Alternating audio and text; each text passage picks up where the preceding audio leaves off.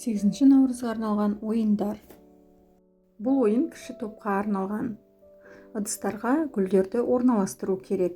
Қай топ бірінші орналастырса, сол топ жеңімпаз атанады.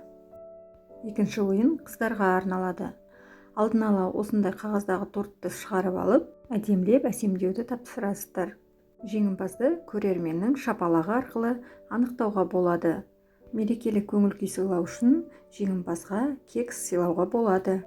Келесі ойын жылдамдыққа арналады. Алдын ала осындай дөңгелекке скотч жапсырып аласыз. Үстіне бассейн шарларын жапсырасыз. Екі командадан бір бала алып, қолдарына шелек бересіз. Қай командадағы бала шарларды тезірек жинап бітсе, сол жеңеді. Бұл баланы жылдамдыққа тәрбиелейтін ойын. Бұл ойын көңіл-күй деп аталады. Алдын ала осындай әртүрлі смайликтерді қағазға шығарып аласыз.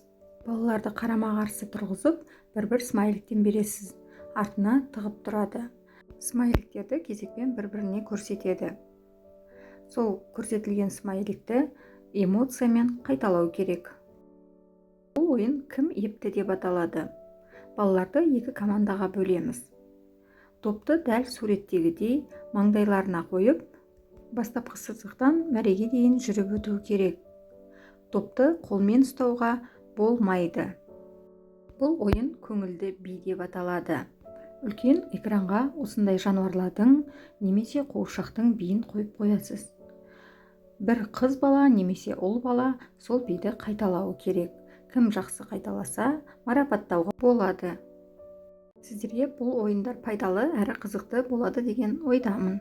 Арнама тіркеліп, комментарий жазуды ұмытпаңыз.